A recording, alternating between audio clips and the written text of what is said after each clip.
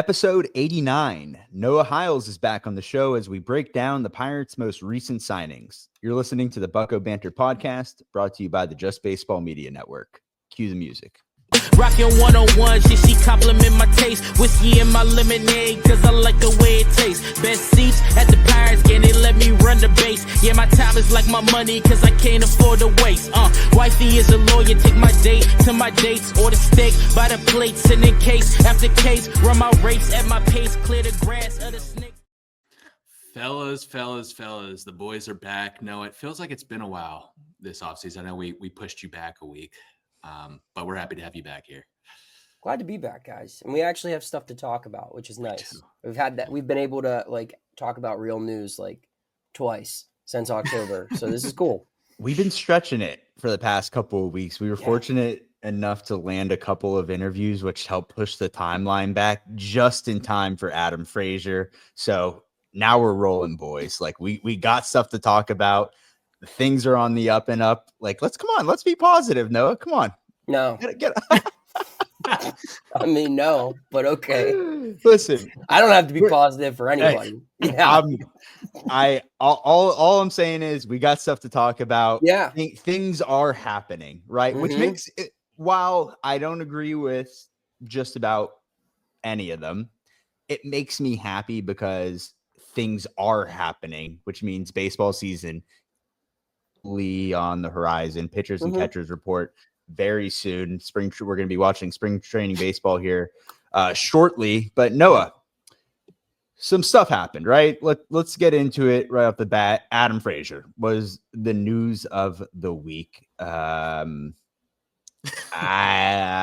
It's one of the same of what we have, but worse already. You reported it, I believe, after it came out that he's not going to play right field.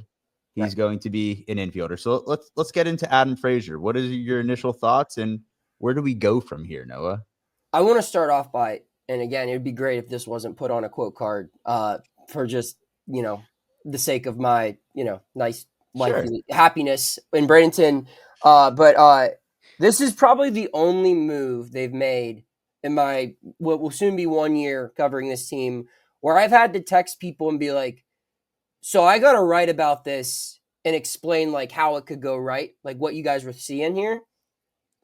Break it down for me. What are you guys looking to gain from this one? Because I couldn't get it. Originally my thought was maybe there was a following move, right? Okay, well maybe they're dealing Nick Gonzalez and they can platoon York and Frazier together at second until Termarr Johnson's ready, or until York's ready to be an everyday guy, and then Termarr will come up next year. Or maybe Ke'Bryan Hayes is just going to be out for the season. And neither of those things are the case. I don't know for sure they're not trading Nick Gonzalez, but I haven't heard there's any interest in trading Nick Gonzalez. And I have heard that Ke'Bryan Hayes will not be out for the season, at least as of right now. That is the intention for him to play baseball this year. So, just looking at it, this is an alternative to Emmanuel Valdez. That's all this move is. And I think that's how it would have been viewed had this not been a guy who played 6 years in Pittsburgh. And if I were to compare it to a homecoming and strictly on the field homecoming, it kind of gives Jung Ho Gung return vibes. Maybe not as big of a reclamation because there were some things that led to Jung Ho's decline that did not occur in Adam Frazier's life. But it's more they're bringing this guy back, but it's not to be the same role. Whereas McCutchen, you bring him back, he's an everyday player still. Different position, but someone who you expect to start 100+ games, who you expect to be a leader in the clubhouse, someone who contributes, and someone that if he continues to do well, you'll continue to bring him back. This isn't what Adam Frazier is to this team. This isn't going to be a guy who you're going to see start all the time. This was an option where if you look around the infield, there's one left-handed bat, and it's their everyday first baseman, Spencer Horwitz, who can play second base. And maybe the alternative move maybe would have been getting a real first baseman. But no, they wanted an infield bat that swings from the left side of the plate. This is essentially their last guy on the opening day roster. And if Emmanuel Valdez proves to be a better player than Adam Frazier, then they can get rid of Adam Frazier. And I don't think it would hurt them at all. This isn't going to be a Rowdy Tellez thing where they hang on to him for too long and we invested in him, we got to get him right. I just think this was a bench pickup, and he happened to be someone that they're familiar with, a very common theme for this offseason. I was going to just echo that. It's a common theme because if we're looking to add a bench bat, it's like Kike Hernandez is available. Like Kike Hernandez would have been a better option than Adam Frazier. He's a right-handed hitter. He's a right-handed hitter, but he can play shortstop. Yeah, I really think the left-handed bat meant a lot here. And if you look at the alternative options, you're looking at Moncada and you're looking at Jorge Polanco. And neither of those guys are signing up to be a second off the bench infielder. Sure. And they're not, if there are, they're not doing it here for $1.525 million. Right. Sure. So this was and like I wrote this in like an analysis piece, which I mean, you want to talk about challenges. Imagine getting a message from your boss on Wednesday. I need an analysis piece on the Adam Frazier signing. And I'm like, me too. Someone else needs to write it. No, but I broke it down and I basically said like for what they were specifically looking for. Now you can again take issue in if this is what they're shopping for, if that's your problem, perhaps a valid issue. But if you look exactly at what they're searching for, there wasn't really a better option for the price, for the role, for a guy who, quite frankly, has no issue playing for this team. Like, that's the best they could have done as far as a left-handed bat. Now, again, you could have got an everyday player who hits from the left side and maybe made IKF. That guy. Yeah, or something like that. But, yeah. Which I think IKF is probably better suited in that role. I guess my biggest takeaway, I mean, he's coming off a 68 WRC plus season. Negative 0.6 WAR. Like he hasn't been good since he got traded from the Pirates. Let's be honest. He was decent in Baltimore 2 years ago. I think he was worth 1.7 WAR. But if you look, his playing time and his production has gradually declined. Since being traded from Pittsburgh. I mean, it started in San Diego in August of 21, which was his best season. It's the bat speed. That's like his one calling card as a hitter. His bat speed's nowhere near what it was. Well, let's talk about this for a second. I guess my biggest concern is power, right? Like this is something that this lineup is missing. And, you look, I know the left-handed bat is a value. And if he returns any type of, form that he had in 2021 with the Pirates, I'd be ecstatic, or 2020. But we still need a guy to put the ball in the seats. And I'm all for, having a diverse lineup, a guy that, gets on base a lot, a guy that's quick, a guy that, puts back the ball a lot. But like you definitely need a guy that puts the ball in the seats. You need some power in this lineup. That's something that would lack last year. So and there's less of it this year. And I was just going to say, it seems like we have even downgraded from last year. Is that a big concern for this offense going into 2025? Let's go back in time a year real quick. Last year, they acquired Rowdy Tellez, who was coming off a bad year, but was not far removed from a 30 home run season. Sure. They acquired Michael A. Taylor, who was coming off a 20 home run season. They had Jack Sawinski coming off a 20-plus home run season, slated to be potentially their fourth outfielder or a platoon guy, right? They have no one coming off like a good power season aside from the three guys that they're always going to depend on. Reynolds. That being Reynolds, Kutch, and Cruz.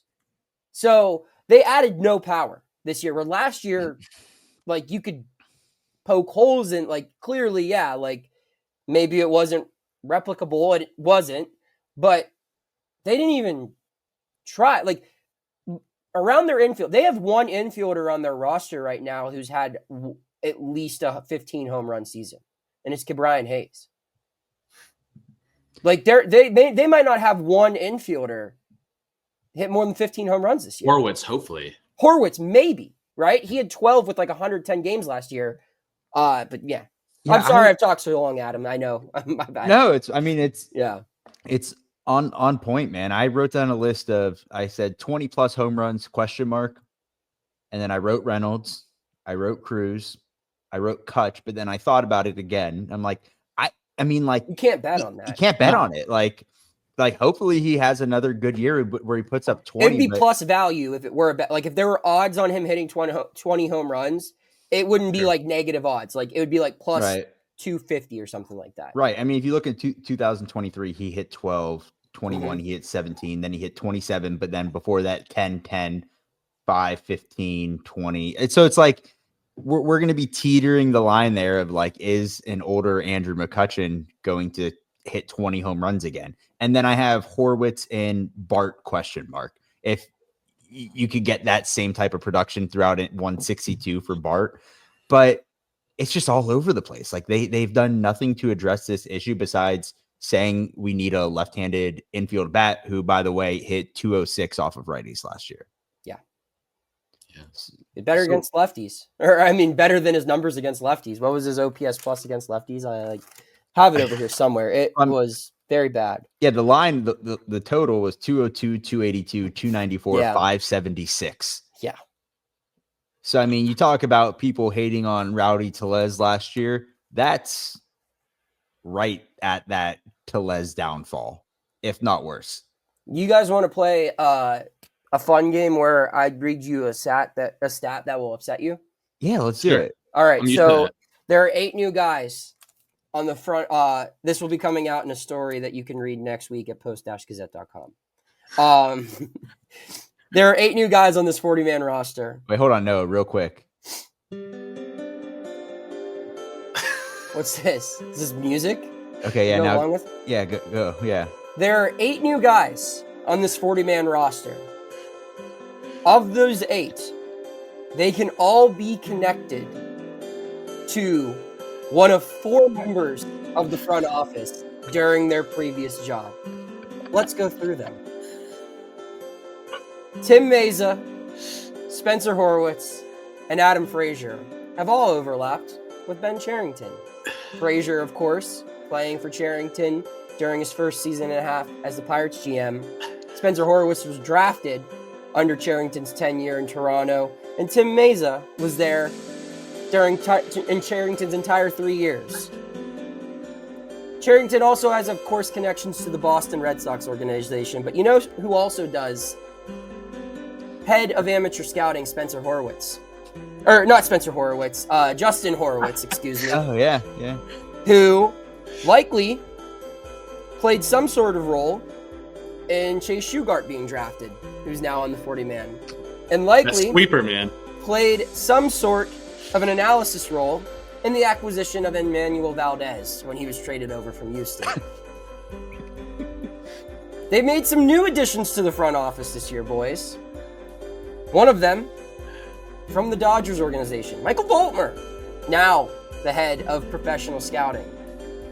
Voltmer was familiar with some guys in the Dodgers organization, and they brought a couple over. Brett DeGus. Gus Bus, baby. Let's go. Honk. Drafted by the Dodgers in 2017, was with the org until 2020. Voltmer, stamp of approval. And joining him on the DeGus bus is Caleb Ferguson. Drafted by the Dodgers in 2014, was a part of the org until 2024, which overlaps Voltmer's stint in Los Angeles 2016 through 2024. So he's familiar there. And last but not least, Peter Strzelecki, I believe is how you say his name, acquired from the Guardians in November on non-tender day, which was exactly, I believe, 1 month after Kevin Tenenbaum, head of R&D, was hired from Cleveland. The guy who probably did a little research on the guy they acquired for cash considerations. So again, 8 new members to the 40-man roster can be connected to 3 of their top management guys, all recently hired. So at least he's listening to the new guys and guys he's familiar with himself. This is going to make a beautiful clip. I can't wait for this, but that is crazy. The proof is there. Like they just go with familiarity. Like it's crazy. It's like the Blue Jays DFA'd a guy. Well, the Pirates are picking him up tomorrow. So it's kind of depressing. I'm not gonna lie. And I'm not saying these are the only reasons, right? It's not the only reason. It's not like, oh, Yeah, dude, I went to college with that guy. We're buddies. Like It's not too like crazy that. to be a coincidence, though. But it's clear that there is some sort of distrust in how they've previously gone about player evaluation. And in one angle, I do kind of like trusting your new guys, right? Like the fact that, I mean, you can't deny that Voltmer he had to have had some sort of say, right? If he's your head of pro scouting now, and he was a part of an organization that drafted one guy and developed the other guy, like he had to have had some sort of input there. And same with Tenenbaum and Horowitz and all of these guys. Like, it's good that you're listening to them, but the fact that you don't have one person who's come in as new that has no connection, that you just didn't rely on your scouts to discover. What I don't get that. Is it because they swung and missed so many times last offseason? Is that really what it is? I don't know. And I'm going to try to figure that out, but it's just very peculiar that they took so little risks, not only finances, but like they bought scratch-offs from like the gas station that they knew, like they knew the people who owned it. This is a neighborhood gas station. Yeah, like they didn't even go out of town to like try to get like a cool lottery ticket. Like it was just like, yeah, they took no risk whatsoever this offseason. Before you jump in, Adam, I just want to say, like, on your point about taking risks, like Jake McCarthy was out there, Heston Kjerstad was out there. Like, these were trades that made a ton of sense for this team. And they're settling with Adam Frazier, Emmanuel Valdez, if you want to consider him a big league signing. But it's frustrating, especially when you have Paul Skeens for limited time. You think you want to take those risks to try to make this team better. But 100%. I mean, we talk about them beating the bush around the world to find all these international free agents, right? You got the kid from Australia. We're going to Uganda and finding these gems that they're going to try and develop. But there's talent right there in front of you. Yeah. In 26 other teams in the league, but we just completely ignore that. So yeah, you want to have some trust in your guys, but you got to like get your feet wet a little bit and like see what else is out there, like right in front of you. Like sometimes whatever's right there is the best option, not trying to go beyond that. It's literally how they got their name. Yeah, it's literally how they would be the Alleghenies if they operated like this in the 1880s. That'd be brutal. We would still be the Alleghenies. That's who I'd cover. But no, Alleghenies. I don't get it. I mean, I don't know. And again, like it's like, should we be talking this much about Brett DeGus? And I'm going to put that much emphasis on the G every time I say his last name. DeGus.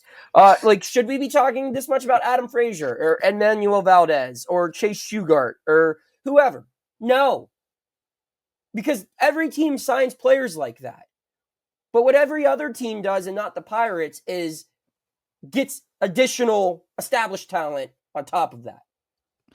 And the only exception that you can make for the Pirates this offseason in doing that is a guy who has like 120 career games played that they've deemed their first baseman for the next 5 years, essentially. And a guy who's 38 years old and has one tool remaining in his game. Yeah, here's also the big difference is, yeah, these teams are making these type of signings and they're not on the scale or talked about on the scale that we're talking about it now, because they also go out and get core pieces that are going to be there for multiple years, right? That are on 2 to 3 year contracts or even greater, depending on the caliber of player that you're bringing in. We don't have that. It's just a rotating door of the same thing every single year that doesn't create stability or culture. We talk about guys that have been there before. It's like, yeah, you could bring in guys that have been there before in good clubhouses, but then they're just going to be gone the next year, right? So we're just doing the same thing over and over again and looking for a different result. And I've talked to guys in the clubhouse last year who knew guys who knew they were brought in to be a veteran presence, but how do you establish yourself as a veteran leader when all the rookies know you're not going to be here next year? Because if you do well, you'll make more money elsewhere. And if you do not do well, they will replace you with someone of equal caliber. Yeah. It's tough. That's the biggest difference when you look at the wave of talent, other than like obviously the hitters not performing, but last regime, I should say, when the wave came up and they were supposed to be competitive, when that window opened in 11 and 12, the difference was they had a Russell Martin, they had an AJ Burnett, and those signings have never happened here. Those trades have never happened here. The biggest moves have been banking on the guys that were the best players that were already here, that they didn't feel worthy of including in the rebuild process and selling away for assets. Some of them because they were too young, some of them because they just weren't good enough to deal at that point. Also, Ryan Ludwig and Derek Lee, like those moves have never happened in this regime. Yeah. I mean, Beeks and like that was kind of no, but I'm just saying, like, yeah, like there, I don't know. Here's a question for you guys. Yeah, here's a question for you guys. So the Pirates have spent $10.67 million in free agency this offseason, which is almost 1/5 of what Juan Soto will make this year. So if you could have 1/5 of Juan Soto, just 1/5 of his body, what fifth are you taking and who are you giving it to? So like you could take his eyes and give it to someone. You could give his hands, maybe quick hands, get through the zone. Or you just want the lower, like the waist area, so you could get the shuffle. Like, could you imagine how fun O'Neill would be if he did the Soto shuffle? Like, that'd be great. So I would take what his fifth of Juan Soto are you taking, and who are you giving it to? Oh man, I don't know. Adam, do you want to go first? I'm thinking. I would say like his play discipline. I would give to somebody. I'm trying to think. So his eyes. I think eyes are the obvious answer here. That or his hands, because I do. I mean. And I'm like hesitant to say who I'd give it to. Maybe Jack I would give his eyes to O'Neill. If O'Neill could see the strike zone that well, he would be a very big problem. Sure. Yeah, or just like his barrel rate, how much he's able to barrel everything up. The barrel's got to be worth at least 30% of Juan Soto, though. Yeah, I mean, we're marking up the wrong tree. Okay, maybe whiff rate. Am I still going in the wrong direction here? Are we looking just like? I'm looking like, physical. Like we're gonna break his body up into. Okay, I understand. So like one. I understand it now. Yeah. So like we'll include arms in this portion. We'll include like his third being like his core strength. Yeah. Does he have a good core? I don't know. I'd assume. Sure. Right. Not a big guy. Hits a lot of home runs. Gotta have a good core. Or it'll be a slower body. I have my answer. What a banger of an episode this is, by the way. This is incredible. We had music. This is where we're at. Take Juan Soto's head, just like we're talking like right neck up, right? No, it's got to be cut off at like above the nose. So you get his brain and his eyes, but you don't get his mouth. Fair. So you can't. If you want to blow bubbles while batting, that goes with the chest. What that mouth do? That mouth do? That mouth do be in another fifth. All right.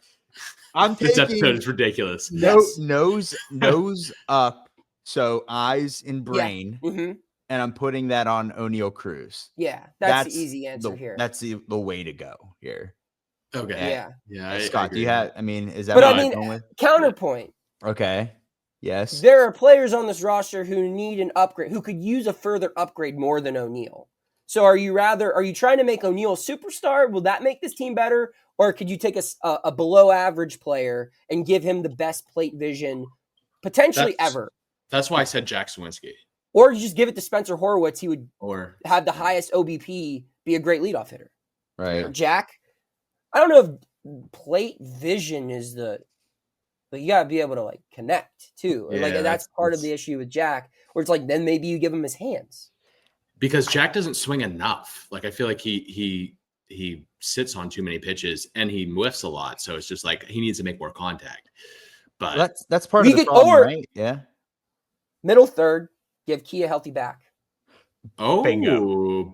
That's it. Crack the code. All right. Sound off in the comments below. What, like in TikTok, what fifth of Juan Soto would you give to a Pirate? Comment below. Before we move on and talk about other signings, Noah, I want to get your thought on something. because we're at the point of the offseason where there's not a lot of moves, and I'm starting to talk myself into certain guys. Okay. Because they need big contributions from a few guys. I've become really high on Nick York. Everything I've been hearing and reading, that the further away he gets from it, I think his shoulder surgery, his arm's gotten stronger. The bat speed has gotten faster. He could play a lot of different positions where his arm was his biggest worry, where it's like that's kind of not a worry as much anymore the further away he gets from the surgery. What are your thoughts on Nick York this year? Because I think he's like my pick to click so far, I think. I don't hate it. And I agree. I think there's a contribution. The only problem with Nick York is, even if he does pan out to be like as good as what you think he can be, he doesn't really give them much more of what they need. Right? I think Nick York's ceiling for this year is Nick Gonzalez last year. Would that be fair? Close to a 100 OPS plus, maybe even a little higher, right? Maybe stays healthy a little bit, but like he's probably going to have the same amount of plate appearances because, where are they going to find a spot for him, especially with Frazier likely on the opening day roster? He's probably going to have to wait till injuries. Also, they're probably going to want to see a little bit more from him in AAA. He didn't play a ton in AAA last year with the Pirates, right? Right. No. Yeah, he came up like shortly after he got traded. So they're going to want to see him a little bit more, and they should. There's no reason to rush him. Still, I think the ceiling is, and like that would be objectively for this team, having a guy who can hit 270, drive in 50 runs. That's a nice little addition, especially for someone you traded for Quinn Priester. But it's like, how much better does that make the Pirates? Makes them a little better, but like, is another guy with a below league average slug gonna help the offense that much? Like, that's where they're missing it. They're like, Nick Gonzalez was valuable in the sense where I think he was a very aggressive first pitch hitter on a team that was way too passive at the plate in the first half of the season. And he was just kind of like a change of pace. And that spark kind of made the opposition kind of have to readjust, and it helped everyone else in return a little bit. I think he can be good, but like, if the Pirates are banking on one guy to be like a pleasant surprise, they should hope it's not Nick York. They should hope it's like someone else who can. They need guys who can hit the ball over the fence. That's what they need, because there's a lot of guys who can have that type of Nick Gonzalez 2024 season in this lineup. Yeah, I think you're hoping for that for Nick York and like a Billy Cook type, right? But like again, it's not. You're not seeing. Cook's got a little bit more pop, I think. Definitely more power in Cook's bat, and I think he's a better defensive outfielder. For sure. So he can play center field in a pinch, which is So huge. I mean, I think that's a good transition to everybody's favorite topic this offseason is right field. The market. I mean, there's pretty much nobody out there except for the two names that we have only discussed the past couple of weeks in Grichuk and Verdugo. So right now, your right field options are still Palacios, Sawinski, Billy Cook. You could throw Nick York into that conversation, not as an everyday guy, but you're assuming there's a platoon in there between those four somewhere if a move isn't made. You've talked about this a little bit, Noah, in the past couple of weeks on your radio hits and whatnot, but like, is it cooled down a little bit, these talks? Because at first it was like, hey, the Pirates are showing a lot of interest in Verdugo. Grichuk is in talks with them, and then that slowed down. What's going on? Is there a plan to bring in another outfielder? I'm sure there is. I think we're in a game of chicken right now, and it was kind of similar to what they had with Michael A. Taylor last year. I think there's a handful of guys who they know at some point are going to need a job, quite frankly. And it's just, does guy A want a job before spring training? And if so, I'll probably be writing the breaking news piece of him signing during halftime at the Super Bowl, like they did with Yasmani Grandal last year. Or is desired outfielder A comfortable with going into March without having a job? And the Pirates would probably hope that'd be the case, because that probably takes a little bit more off his price tag, which is what we saw with Michael A. Taylor last year. 1 year, $4 million, right? Right. So that my bigger question when we're talking right field now, as to where we are in the offseason, we're in February, right? I turned 30 on March 16th. We'll be in Florida for that. Will the Pirates have an additional right fielder before my 30th birthday? I think they will have one before opening day. I think they will. But the question of why I picked that specific date is that's about a week and a half, 2 weeks before the regular season starts. So if you're going after March 16th, if you're going after St. Patrick's Day, you're more than likely acquiring a guy who's been playing spring training elsewhere through maybe a waiver claim if he doesn't make the opening day roster, or maybe you're trading for Taylor Ward, who I've still been banging the drum for, because he's been on a team that's been trying to trade him for a whole year now. But yeah, so that's the thing. I know I cannot imagine that they're not going to get some sort of right fielder unless Jack Sawinski steps into the box and hits like 7 home runs in his first 7 at bats, or Joshua Palacios just can't get out, or Billy Cook just goes crazy. If they have like a Diego Castillo 2022 spring training. Oh God. Right. Oh and honestly, that would be very bad for the Pirates because they shouldn't rely on a guy who projects right now to be a quad A player to do that. They need something a little bit more proven. And I think if we get into the second, third week of March and that move's not made, the move's coming later on. It's just going to be picking off the scrap heap of a guy whose team doesn't want him on their opening day roster, rather than a guy who other teams are maybe in the mix for, but you've been able to remain in the best contact and you can reach an agreement before one of the other handful of teams who's looking to make a last second addition swoops in. Yeah. I would bet that they would have another outfielder by March 16th. But again, we saw Michael Taylor, the signing, Adam, you and I. That was March 16th. Yeah, 16th. Okay, I was going to say we were definitely down in Florida when that happened. I remember we were at Steinbrenner Field and we had like a live reaction to it. They also signed Domingo Germán immediately after that too. Yeah. Oh God. I don't think he'll be back. Breaking news. Breaking news. Let's talk about bullpen a little bit. Don't like to talk about guys. Didn't like that signing. Keep it moving. Just say it. I'm going to go out. I'm going to take a stance here. Didn't like that one. I don't think that's a hot take, Noah. Put it on a quote card. Let's talk about the bullpen here real quick because that was no, not Domingo Germán. That was a big need going into this offseason, was especially left-handed arms. We floated some names out there like AJ Minter, maybe some other guys such as like TJ McFarland, I think he brought up, and some other lefty arms. We ended up with Caleb Ferguson and Tim Mayza. Also, Ryan Borucki's back, which was a wild scene in one night. I thought he went to Minnesota. Yeah, and then John Heyman. Yeah, John Heyman, of course, arson judge. But hey, that's my mutual Twitter follower you're talking about. Sorry. It seems like they're probably done adding to the bullpen. Would you agree with that? Yeah, I think so. I think right now their strategy's clear. I don't necessarily hate it. They're just banking that Perez, Strom, and an additional year experience for a lot of guys will make this group more solid.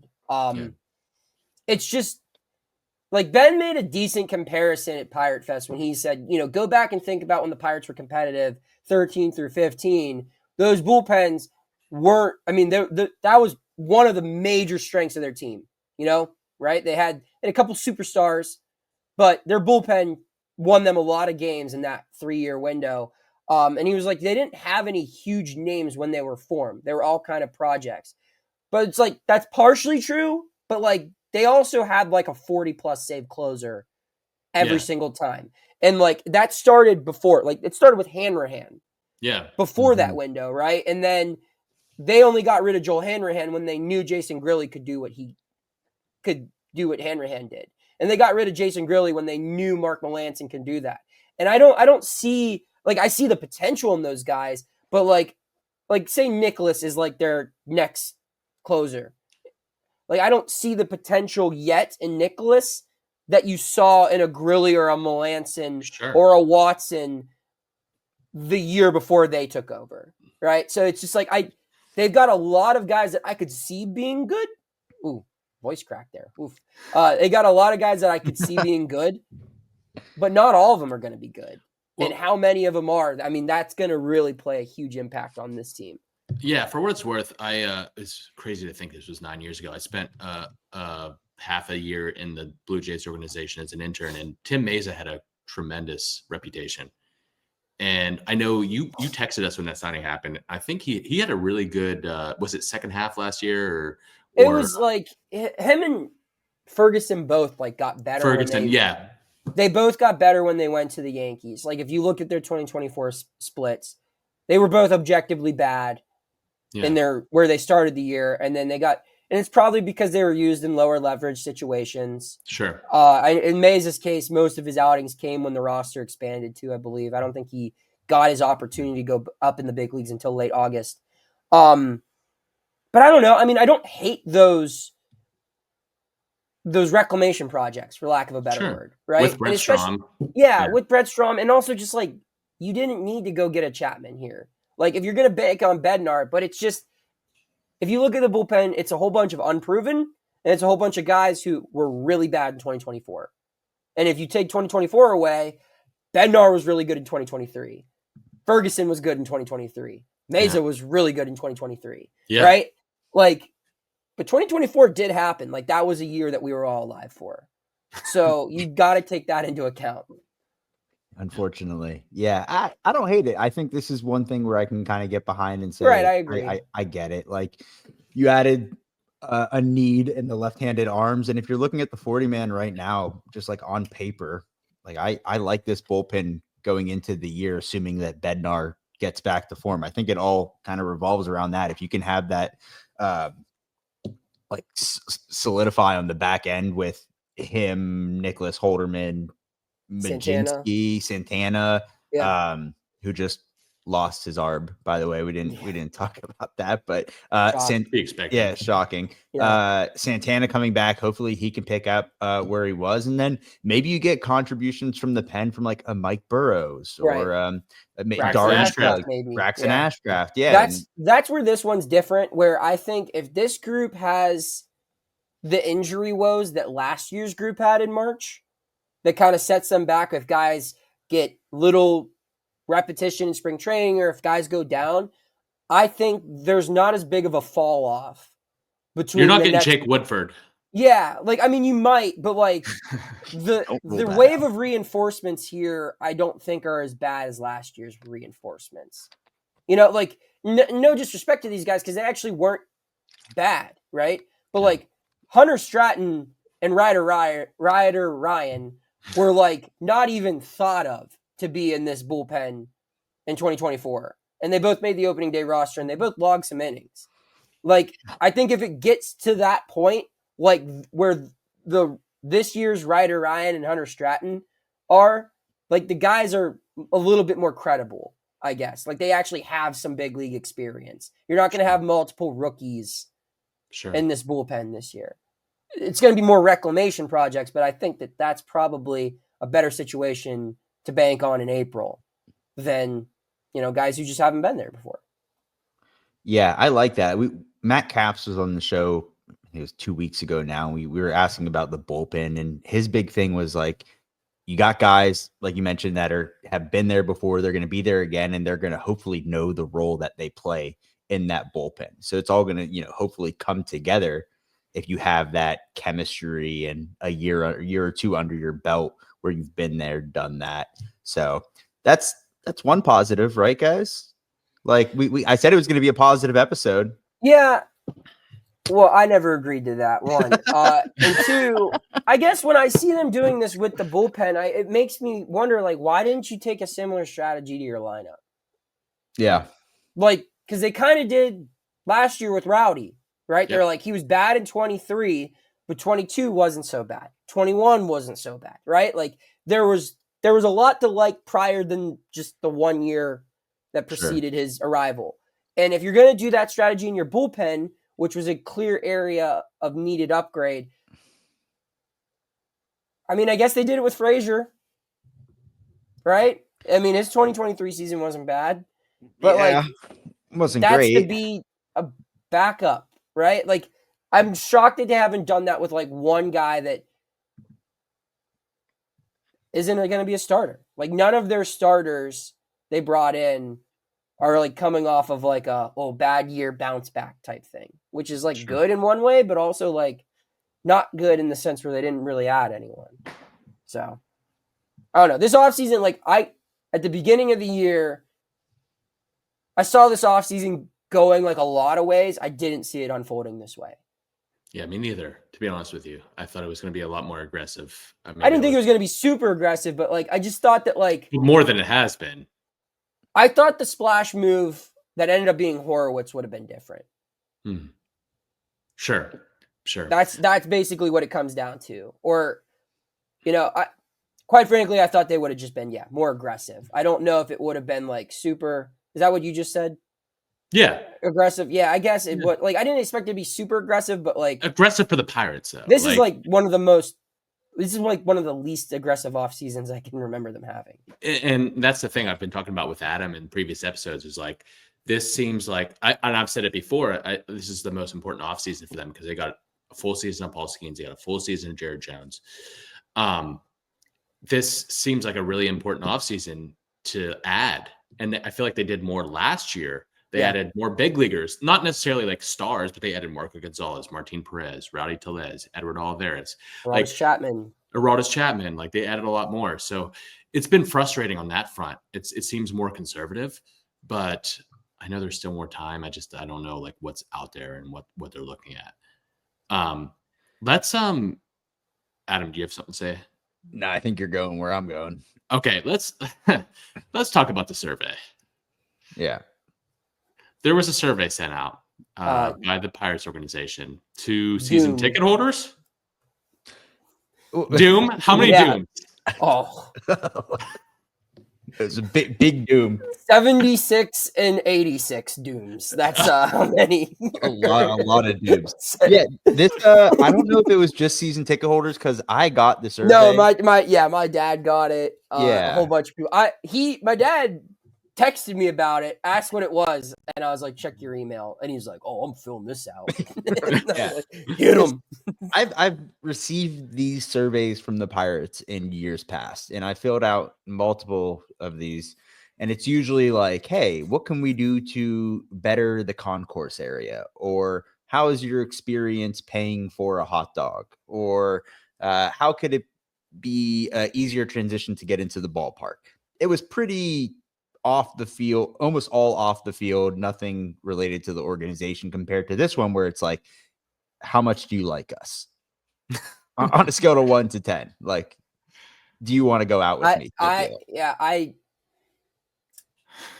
don't understand the reason they did this other than the fact, or my only logical explanation as to why they did this was maybe they thought that the idea that fans are really pissed at them was overblown. That they thought that like the people paying for billboards, which I still think is really fucking stupid, they thought that the people doing that were just a very, very vocal minority, and that their thoughts and actions do not represent the bulk of the Pirates fan base. And then I think Pirate Fest happened. And they were like, wait, do our normal, like, biggest supporters not, like, are they not happy right now? Like, do they not believe in the moves we're making? And, like, past the obvious thing where it's like, they have enough self-awareness to understand that, like, people wish they spent more money. Right? But it's like, have we really, like, lost our most loyal core followers? You know, the people who aren't on Twitter. I think this was a survey to basically generate, like, is Elon's Twitter just extra mean to us, or are people really this pissed? And I think we found the answer. Personally.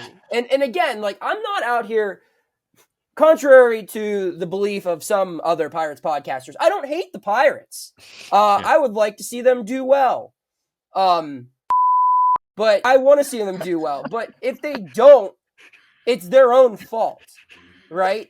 And I don't like seeing them make these mistakes, and I'm not going to be the first guy to jump on them when they do something dumb here.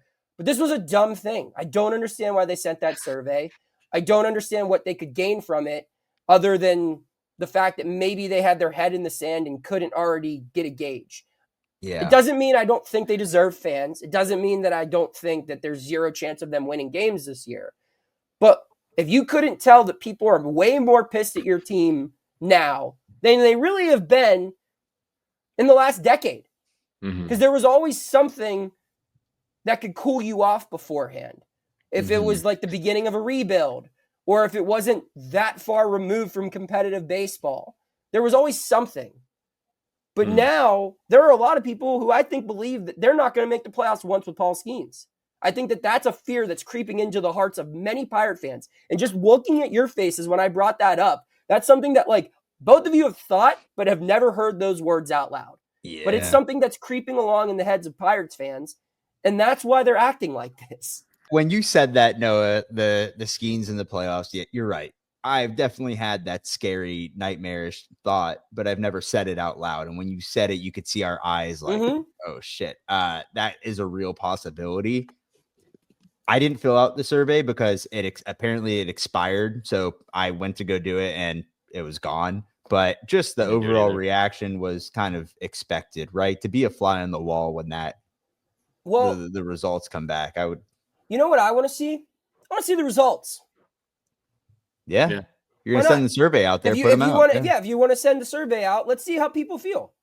Sure. Rather, because right now, all we're left to do is speculate. Maybe it's not as bad. Maybe people aren't as mad at your organization as we're led to believe. And if that's the case, if you have the right answers, why not put them out there? Why not show us? Hey, people actually aren't that mad. People still believe. You should too. Do you think we're jaded because of Twitter? No, I think that we have a very accurate pulse on how people actually feel.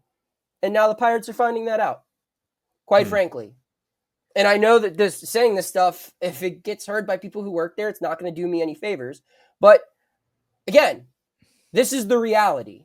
If people were super happy, I would talk about that too.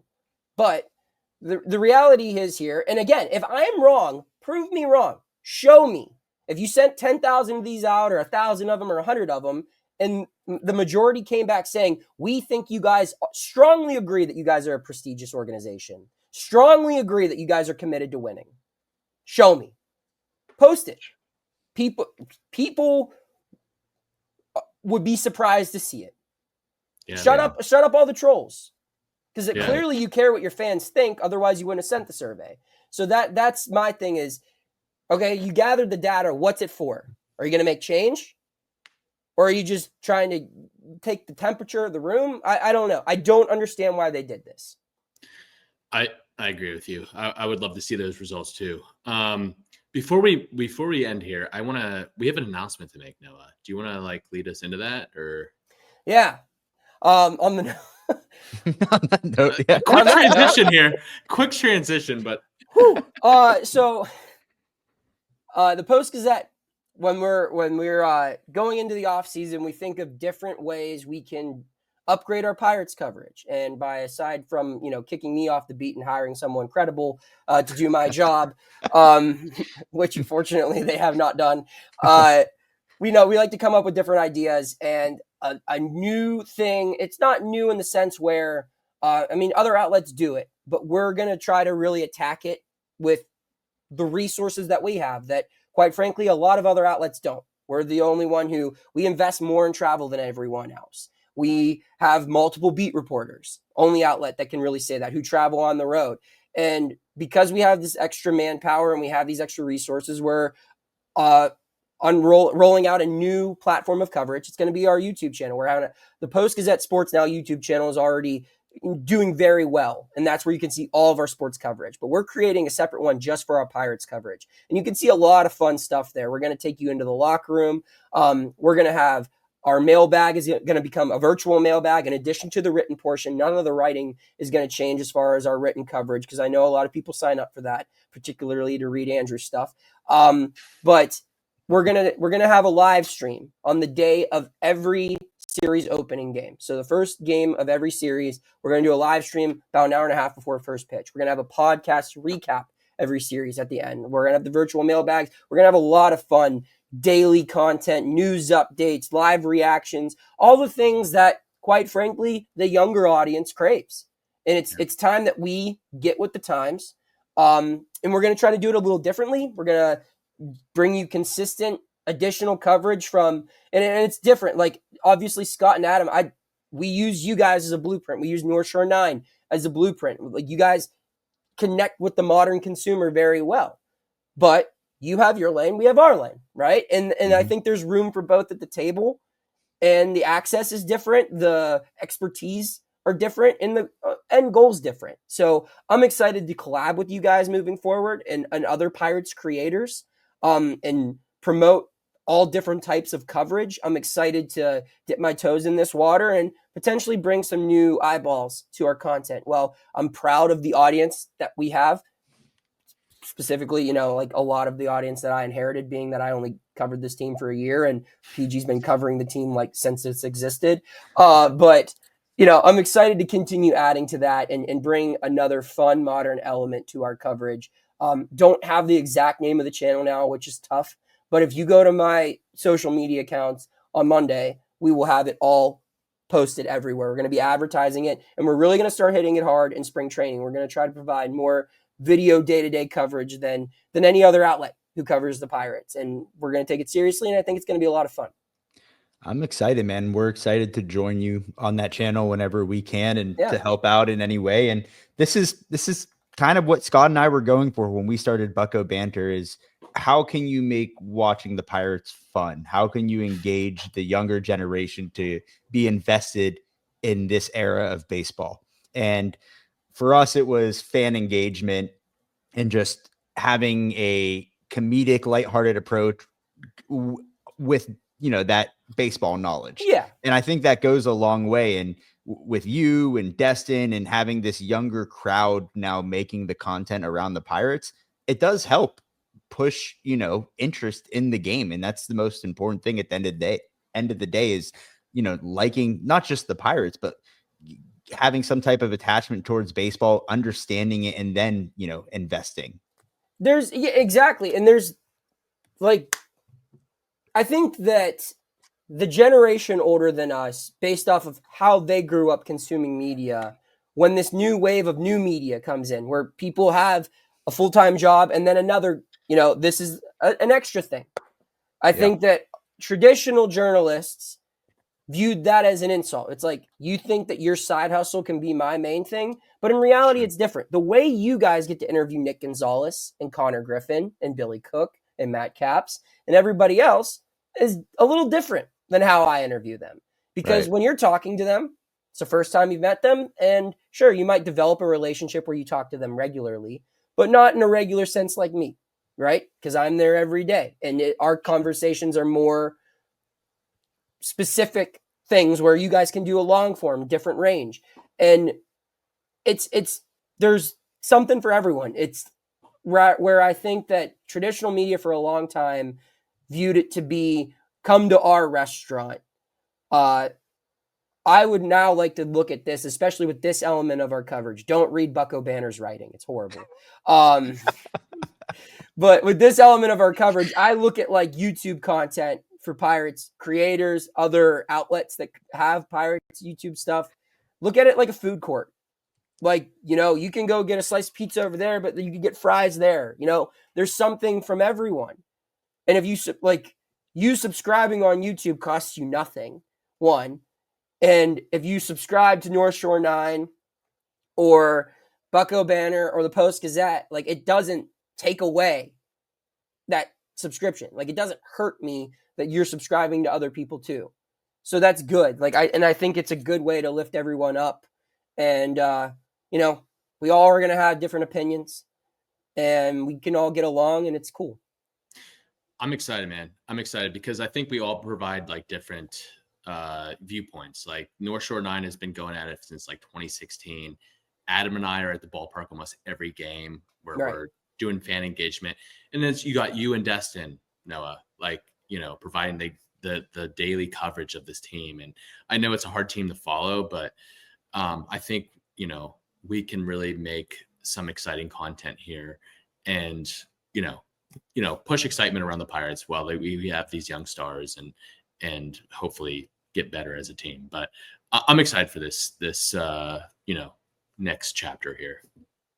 I am too. It's going to be cool. I'm excited to get you guys involved, a little collaboration. I mean, and I'm just excited to just let my creative, you guys know me. My brain can be a wild place. I can come up with some great ideas, some really bad ideas too. But I'm an ideas guy, and this is just giving me a whole bunch of paint cans and a blank wall, and we're going to see what happens. And I'm either going to get fired or make more money from this, and it's going to be great. It's any way that we could promote watching this team, that's good with me. So we're excited about it. We'll hear more about it in the next coming weeks. We'll be, like Noah said, we'll be involved at least, here in the nearby future. But Noah will be joining us still every other week on this show. And if you haven't already, go subscribe to the YouTube channel at Bucko Banter. Leave a comment, like the video, share it. And if you're listening, we love you too. Download the episode, leave a 5-star review. It helps us a ton. And then go over to buckobanter.com while you're doing it. Good things come in threes. Buy a shirt. Send us a picture of you wearing it. That really gets Scott and I going. Like, I'll tell you what, I see someone wearing a Bucko Banter hat or a shirt out in public. Ooh. Like Chris today? Man. Oh, man. Yeah. Tell you what, it makes you look a lot better if you're wearing some Bucko Banter gear. So make sure you're going and do that. Fellas. How many? And then go follow us on all social media at Bucko Banter. And listen, we are on Facebook now. So if that is your thing, if you love Facebook, go over to Facebook, follow Bucko Banter or like the page. I'll be honest, I don't know how Facebook works anymore. I don't know if you like the page or if you follow it, but we are on there if that's where you get your content. So as always, we appreciate your support. And until next time, raise it. Raise it. Rockin' 101, she compliment my taste. Whiskey in my lemonade, cause I like the way it tastes. Best seats at the Pirates game, they let me run the base. Yeah, my time is like my money, cause I can't afford to waste. Wifey is a lawyer, take my date to my dates. Or the steak by the plates and